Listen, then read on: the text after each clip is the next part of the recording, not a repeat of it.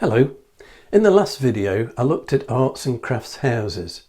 Arts and crafts principles are also applied to churches, and that's my topic here.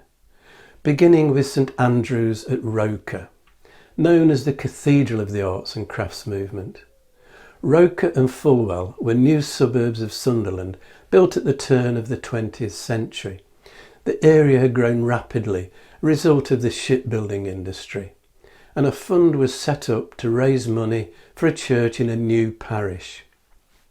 The major donors were the Priestmans, a shipbuilding family, who chose Edward Pryor to design the church, and St Andrew's was dedicated in 1907.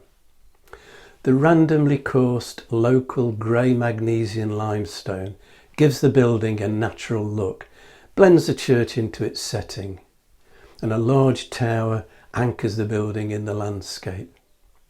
The windows are based on perpendicular Gothic, but with plain, unmoulded tracery that emphasises the clean lines of the overall design. The foundation stone at the corner of the southeast transept is by Eric Gill, and there is more Eric Gill lettering inside. The interior is an open, well-lit space, no columns or arcades, designed to enable a clear view of the altar at the centre of the church, in line with the high church ideals of the Oxford movement. The roof is white plaster with exposed, untreated oak beams, reflecting the honest materials elements of arts and crafts, as do the walls with exposed stone above random-sized oak boards. The stone slabs of the floor were quarried locally. The blue ceiling of the chancel has a moon, stars of gold and a light designed to represent the sun. It's all painted by Eric Gill's brother MacDonald Gill. A tapestry in the chancel was designed and made by William Morris and Company, who also supplied the carpet. And William Morris's insistence on the use of natural dyes means it's retained its original colours. There are plain oak fittings and furniture by arts and crafts architect and designer Ernest Jimson, all exquisitely dovetailed, tenoned and dowelled, no nails or screws. And Jimson also designed the altar cross and candlesticks.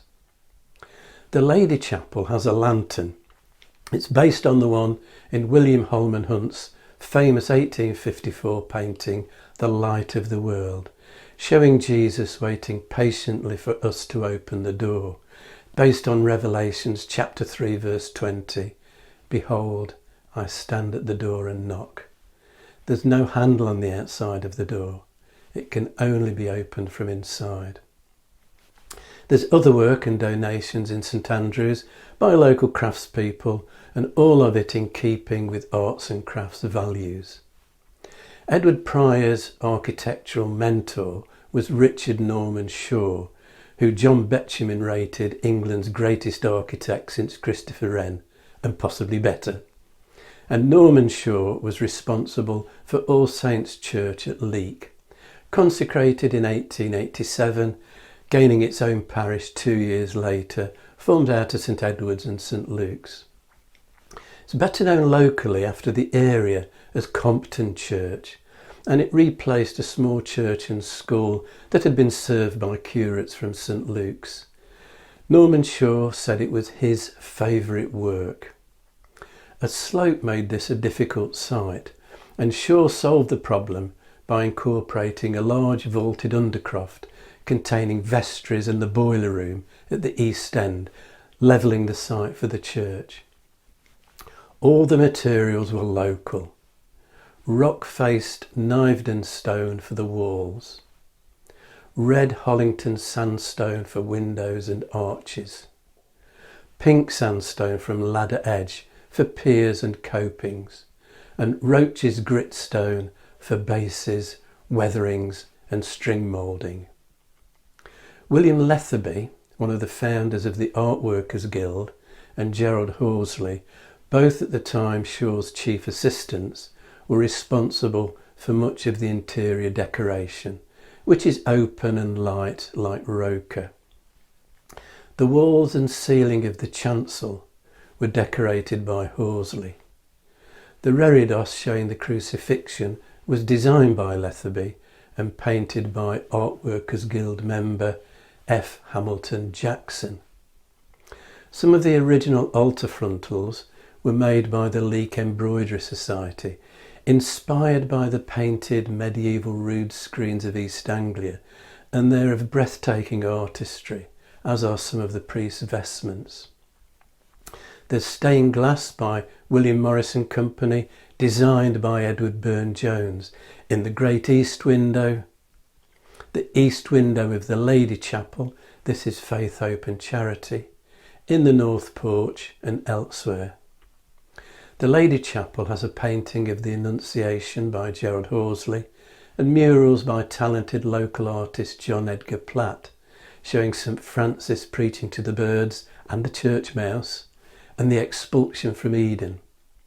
And Platt also designed some of the stained glass windows. This is St Chad, patron of Lichfield, with King Alfred and St Werburgh, a local Staffordshire saint. Other work at All Saints in the arts and crafts tradition by local craftspeople include the Stations of the Cross by John Owen and an embroidered angel by Leek Embroidery Society member Beatrice Warren. William Lethaby's architectural swan song was All Saints Church at Brockhampton. It's near Ross-on-Wye in Herefordshire. His design combines the traditional local building materials of sandstone, timber and thatch, and inside the elegant furnishings and fittings all respect arts and crafts values. As at Roker and Leek, the inspiration is traditional, but the execution innovative. The result of architect, artists and craftspeople working in harmony. Next time I'm going to take a look at the housing provided for workers by philanthropic employers and how it gave rise to the idea of garden cities. If you've enjoyed this video, hit the like and subscribe buttons and click on the notification bell to be informed when the next video is available, or you can subscribe by clicking on the rose window over my shoulder.